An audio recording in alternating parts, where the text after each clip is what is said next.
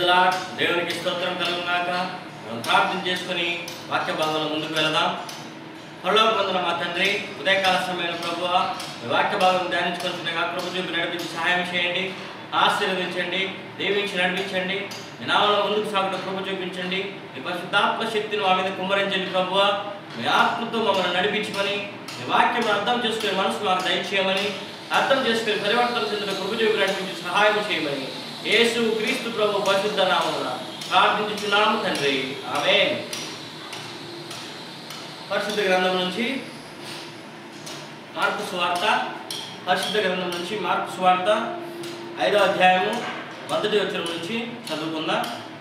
పరిశుద్ధ గ్రంథం నుంచి మార్కు సువార్త 5వ అధ్యాయము 1వ వచనం నుంచి చదువుకుందాం. వారు ఆ సముద్రమునకు అద్దరినున్న గెరాసేనుల దేశంలోకి వచ్చింది. ఆయన దోణ దిగగానే అపవిత్రాత్మ పట్టిన వాడు అక్కడ సమాధిలో నుండి వచ్చి ఆయనకు ఎదురుపడను. వాడు సమాధులలో వాసం చేసేవాడు. సంఖ్యలతోనైనను ఎవడను వాడిని బంధింపలేకపోయాను.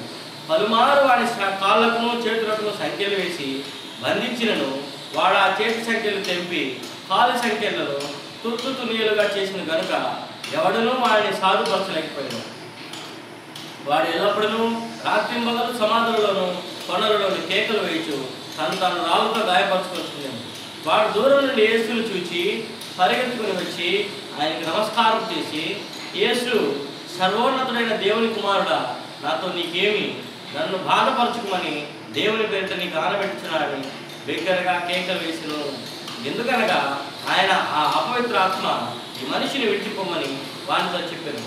మరియు ఆయన, నీ పేరేమని వాడిని అడుగుగా వాడు, నా పేరు సేన, ఏలైనగా మేము అనేకులమని చెప్పి తమ్మును ఆ దేశంలో నుండి తోలివేయవద్దని ఆయన మిగులా బ్రతిమాలుకునేను. అక్కడ కొండ దగ్గర పందుల పెద్ద మంద మేయిచుండేది కనుక ఆ పందులలో ప్రవేశించినట్లు మమ్మల్ని వాటి ఎంతో పంపమని ఆ దయ్యములు ఆయన బ్రతిమాలుకునేను. యేసు వాటికి సెలవేయగా అపవిత్రాత్మలు వారిని విడిచి పందులలో ప్రవేశించాడు. ప్రవేశింపగా ఇంచుమించు 2000 సంఖ్య గల ఆ మంద ప్రపాతం నుండి సముద్రపు దారిని పరిగెత్తుకుని పోయి సముద్రంలో పడి ఊపిరి తిరిగి చచ్చారు. ఆ పందులు మేపుచున్న వారు పారిపోయి పట్టణంలోను గ్రామంలోను ఆ సంగతి తెలియజేసింది. జనులు జరిగినది చూడవెళ్ళి యేసు వద్దకు వచ్చి, సేన అన్న దయ్యములు పట్టినవాడు బట్టలు ధరించుకొని స్వస్థచిత్తుడై కూర్చుని చూచి భయపడి జరిగినది చూసిన వారు దయ్యములు పట్టిన వాడికి కలిగిన స్థితియు పందుల సంగతియు ఊరి వారికి తెలియజేయగా తమ ప్రాంతంలో విడిచిపోమని వారు ఆయన బతిమాలుకొనసాగిరి. ఆయన దోణి ఎక్కినప్పుడు దయ్యములు పట్టినవాడు ఆయన యొద్ద తనుండనిమ్మని ఆయన బతిమాలుకొనడు గాని ఆయన వానికి సెలవీయక, నీవు నీ ఇంటి వారి యొద్దకు వెళ్ళి ప్రభువు నీ యందు కనికరపడి నీకు చేసిన కార్యములన్నింటినీ వారికి తెలియజెప్పమనెను. వాడు వెళ్ళి యేసు తనకు చేసినవన్నీ దేకబలులో ప్రకటింపనారంభింపగా అందరూ ఆశ్చర్యపడింది. ప్రియమైనటువంటి సహోదర సహోదరి, ఈ వాక్య భాగం మనం గమనించినట్లయితే ఇక్కడ గెరాసేనుల దేశంలో యేసుప్రభు వచ్చినప్పుడు అక్కడ ఆయన దోణి దిగగానే అపవిత్రాత్మ పట్టిన వాడు ఒకడు సమాధులలో నుంచి వాడు ఆయనకి ఎదురుగా వచ్చాడు. వాడు ఇప్పుడు సమాధులలో ఉండేవాడంట. అతను ఆ యొక్క సంఖ్యలతోనూ ఆ కాళ్ళను చేతులను ఎవరైనా బంధించినా కానీ ఆ సంఖ్యలను తెగగొట్టుకొని తెంపివేసుకొని సమాధులలో రాత్రి పగలు ఎల్లప్పుడూ కొండల్లో సమాధులలో కేకలు వేస్తూ తను రాళ్ళతో గాయపరచుకొని ఉండేవాడు. అప్పుడు యేసుప్రభు ఆ దేశానికి వచ్చినప్పుడు అతను యేసుప్రభుని ఎదుర్కొంటకు వచ్చి యేసుప్రభుని చూచి పరిగెత్తుకొని వచ్చి ఆయనకు నమస్కారం చేసి, యేసు, సర్వోన్నతుడైన దేవుని కుమారుడా, నాతో నీకేమి? నన్ను బాధపరచుకోమని నీకు ఆనబెట్టుచున్నాడని బిగ్గరగా కేకలు వేశాడు.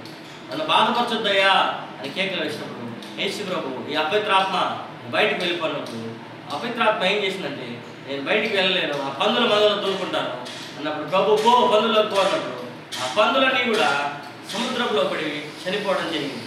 కానీ తర్వాత ఈ యొక్క దయ్యములు వదిలిపోయినటువంటి వ్యక్తి స్వస్థచిత్తుడై బట్టలు ధరించి స్వస్థచిత్తుడై కూర్చుని ఉంటా అందరూ చూచి భయభ్రాంతులకు గురైనట్టుగా మనం ఇక్కడ వాక్యభాగంలో గమనిస్తాం. ప్రియమైనటువంటి సహోదరుడు, ఈ యొక్క వ్యక్తి జీవితం మనం గమనించినట్లయితే ఇతను అనేక సంవత్సరాలుగా కుటుంబానికి దూరం అయిపోయి, తల్లిదండ్రులకు దూరం అయిపోయి ఒక వస్త్రములు అనేది కూడా లేకుండా సమాధులలో అపవిత్రాత్మలు పట్టి సమాధులలోను కొండల్లోనూ తిరుగుచూ రాళ్ళతో తన శరీరాన్ని గాయం చేసుకుంటూ తన శరీరం ఏమైపోతుందన్న ధ్యాస కూడా లేకుండా అరుపులు కేకలతో అతను సంచరిస్తున్నాడు. ఎవరైనా ఇతను ఏమైనా సంఖ్యలతో కట్టి బంధించి ఒక దగ్గర ఉంచాలని ప్రయత్నించినప్పుడు కూడా ఆ దురాత్మల వల్ల ఆ సంఖ్యలు తెచ్చివేసుకొని అతను సమాధుల్లోకి కొండల్లోకి పరిగెత్తుతున్నాడు. ప్రభు ఇతన్ని సందర్శించినప్పుడు ఇతను అడిగినప్పుడు ఎవరు నువ్వు అన్నట్టు అడిగినప్పుడు వాడు నీ పేరేమని ఆయన అడిగినప్పుడు తను నా పేరు సేన, మేము అనేకమైన అపవిత్రాత్మలు అతని శరీరంలో చొరబడినట్టుగా మనం గమనిస్తున్నాం. చూడండి, 2000 పందులు కూడా ఆ సముద్రంలో పడి చనిపోయాయంటే 2000 ఆత్మలు అతనిలో మనం ఉన్నట్టుగా అర్థం చేసుకోవచ్చు. ప్రియమైనటువంటి బిడ్డల, ఈరోజు మన జీవితాల్లో కూడా మన అపవిత్రతకు చోటించినప్పుడు ఇటువంటి అపవిత్ర ఆత్మలు మన శరీరంలో ప్రవేశించి మనల్ని పరిశుద్ధత నుంచి దూరం చేసి పాపం వైపు మనల్ని నడిపిస్తాం.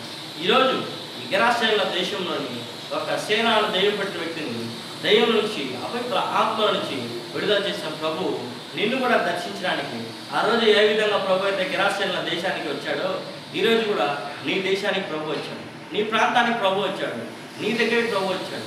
వచ్చి నా కుమార్తె నువ్వు ఈ విధంగా అపవిత్రతతో ఉండడం నాకు ఇష్టం లేదు, నువ్వు స్వస్థత పొందాలని ప్రభు నీతో చెప్తున్నాడు.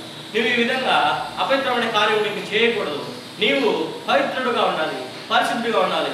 ఎందుకంటే మీ దేవుడు నేను పరిశుద్ధుడను, నేను నీ పాపం నిమిత్తం కలవలసిన రక్తం చిందించాను, నా రక్తంతో నిన్ను కొన్నాను, నువ్వు నా రక్తం వలన కొనబడినటువంటి వ్యక్తివి, నా రక్తంలో కొనబడినటువంటి బిడ్డవు, నా కుమారుడు, నా కుమార్తెవు, నువ్వు నా చెంతకు వచ్చినట్లయితే నీకు నేను రక్షణ అనుగ్రహిస్తాను ప్రభువులో సెలవిస్తున్నాను. ఈరోజు సేన అనే వ్యక్తి అతను అపవిత్రాత్మను వదిలిపోయిన తర్వాత అతను స్వస్థచిత్తుడై బట్టలు ధరించుకొని ప్రభు యొక్క పాదముల దగ్గర చేరి అతను అన్నాడు, ప్రభు నీ దగ్గర ఉండని అడిగినప్పుడు ప్రభు అన్నాడు, నువ్వు నా దగ్గర ఉండడానికి కాదు, నువ్వు వెళ్ళి నీ ఎడల ప్రభు కనికరపడి చేసిన కార్యాన్ని అందరికీ తెలియజెప్తున్నప్పుడు అతను వెళ్ళి ప్రభు తన ఎడల చేసినటువంటి ఆ కార్యమును అందరికీ తెలియజెప్పడం ప్రారంభించాడు. ఈరోజు ప్రియమైనటువంటి దేవుని బిడ్డలారా, నేను కూడా ఒకప్పుడు అపవిత్రతతోనూ అపవిత్రమైనటువంటి కార్యములతోనూ ఉన్న నా జీవితాన్ని యేసు ప్రభు మార్చాడు. నా జీవితం ఎంతో అపవిత్రతకు గురైంది. నా జీవితంలో పవిత్రత నేను కోల్పోయిన స్థితిలో యేసు ప్రభు తన రక్తంతో నన్ను కడిగి నన్ను పవిత్రపరిచి తన కుమారుడిగా నన్ను చేసుకుని ఆయన చేసినటువంటి కార్యమును మీ అందరికీ వివరించడానికి ప్రభు నన్ను ఇక్కడ నిలబెట్టినాడు. ప్రియ సహోదరుడా, సహోదరి, ఈరోజు ప్రభు నిన్ను కూడా పిలుస్తున్నాడు. నా ప్రియ కుమారుడా, నా ప్రియ కుమార్తె, నీ జీవితంలో అపవిత్రత నేను పోగొట్టడానికి కలవరిశీల రక్తం కాల్చాను. నీవు విశ్వాసం నుంచి ఆ కలవరిశీల రక్తంతో నిన్ను కడుక్కుంటే నువ్వు పవిత్రుడిగా తీర్చబడతావు. అప్పుడు నీ యొక్క పాపాలన్నిటి నుంచి నీకు విమోచన లభిస్తుంది. నువ్వు పవిత్రుడు అవుతావు, పవిత్రుడు అవుతావు, పరిశుద్ధుడు అవుతావు. నువ్వు స్వస్థచిత్తుడై అనేక మందికి ప్రభు చేసిన కార్యక్రమాలను వివరించడానికి వీలవుతుంది. లేకపోతే ఆ పందులు సముద్రంలో పడి మరణించినట్టుగా నీ జీవితం కూడా ఆ యొక్క పందుల వలె ముగిసిపోతుంది. కాబట్టి ప్రియ సహోదరుడా, సహోదరి, ఈరోజు నీ జీవితంలో ఎటువంటి పాపం కలిగినావు? నువ్వు వ్యభిచార పాపంలో ఉన్నావా? నువ్వు వేశ్యలతో జీవిస్తున్నావా? నీ భర్తకు తెలియకుండా పాపం చేస్తున్నావా? నీ భార్యకు తెలియకుండా పాపం చేస్తున్నావా? నీ తల్లిదండ్రులకు తెలియకుండా పాపం చేస్తున్నావా? కానీ దేవునికి మరుగైనది ఏది కూడా లేదు సహోదరుడా, సహోదరు. ఆయన దృష్టికి మరుగైనది ఏది లేదు, ఆయనకు అసాధ్యమైనది ఏది లేదు కనుక ఆయన అన్ని విషయాలను కూడా తీర్పులోనికి తెస్తాడు. ఒకరోజు నువ్వు తీర్పులో నిలబడితే నీ యొక్క జీవితం బయటపడిపోతుంది, నీ యొక్క బండారం బయటపడిపోతుంది. ఈ లోకంలో నువ్వు ఎవరికి తెలియదు అనుకొని నీ ఇష్టం వచ్చినట్టు నువ్వు జీవించవచ్చు. కానీ పరలోక రాజ్యంలో ప్రభు సన్నిధిలో నిలబడ్డప్పుడు నీ జీవితము తెరచిన ఒక తెర మీద నీ జీవితం ప్రదర్శింపబడుతుంది. ప్రియ సహోదరుడా, సహోదరి, ఇప్పటికైనా నువ్వు నీ జీవితాన్ని ప్రభుకు సమర్పించుకో. యేసు ప్రభువా, గతకాలం అంతయు నేను పాపం చేసినాను, కానీ ఇప్పుడు నేను పాప జీవితంను వదిలి పరిశుద్ధత వైపు ప్రయాణించడానికి సిద్ధంగా ఉన్నాను. నన్ను నీ బిడ్డగా చేర్చుకో, రక్తంతో నన్ను కడుగు, పవిత్రపరచు అని ఎవరైతే విశ్వసిస్తారో విశ్వసించి వారందరికీ కూడా ఆయన బిడ్డలుగా ఆయన బిడ్డలు అయ్యేటువంటి అధికారాన్ని ప్రభు అనుగ్రహిస్తున్నాడు. ఈరోజు నిన్ను ప్రభు మరి ఒకసారి పిలుస్తున్నాడు. సహోదరుడా, సహోదరి, కుమారుడా, కుమార్తె, తల్లి, చెల్లి, అన్న, తమ్ముడు, ఈరోజు ప్రభు మనందరినీ పిలుస్తున్నాడు. ఎందుకంటే ప్రభు పిలుస్తాడు, ప్రయాసపడి భారం మోసుకొచ్చున్నాను, అపవిత్రాత్మ అపవిత్రమైన భారం మీకు మోయలేదు కాబట్టి ఆ అపవిత్రతను వదిలిపెట్టండి, నా దగ్గరికి రండి, నేను మీకు పరిశుద్ధమైనటువంటి పరిశుద్ధత కల్పిస్తాను, పవిత్రత కల్పిస్తాను, నా కాడి చాలా సులువైనది, తేలికైనది అని ప్రభు వాక్యం సెలవిస్తుంది. ప్రభు వాక్యం సెలవిస్తుంది, దేవుడు లోకం ఎంతో ప్రేమించను కాగా తన ద్వితీయ కుమారుడిగా పుట్టిన వాడిని విశ్వాసం ఉంది ప్రతి వాడు కూడా నశింపక నిత్య జీవం పొందినట్లు ఆయన అనుభవించాడు. మన నిత్య జీవం పొందడానికి ప్రభు పిలిచాడు, కానీ నిత్య నరకానికి వెళ్ళడానికి ప్రభు పిలవలేదు. అలాగే ప్రభు వాక్యం సెలవిస్తుంది, ఎవరైనా కొత్తగా జన్మిస్తేనే కానీ దేవుని రాజ్యంలో ప్రవేశించలేదు. నేను కొత్తగా జన్మించకపోతే సహోదరుడా సహోదరి దేవుని రాజ్యంలో ప్రవేశించలేదు, మనం అప్పుడు నరకానికి వెళ్ళాల్సి వస్తుంది. కాబట్టి ఇప్పుడు నువ్వు క్రీస్తునందుంటే నూతన సృష్టి, పాతవి గతించను, ఇదిగో కృతవాయను. నీ పాత జీవితం ఇంకా ఉండదు సహోదరుడా సహోదరి, నీ పాప జీవితం నీకు ప్రభువు నెత్తికుండదు సహోదరుడా సహోదరి. యేసు ప్రభు నిన్ను ప్రేమిస్తున్నాడు, యేసు ప్రభు నిన్ను కరుణిస్తున్నాడు, యేసు ప్రభు నిన్ను పిలుస్తున్నాడు.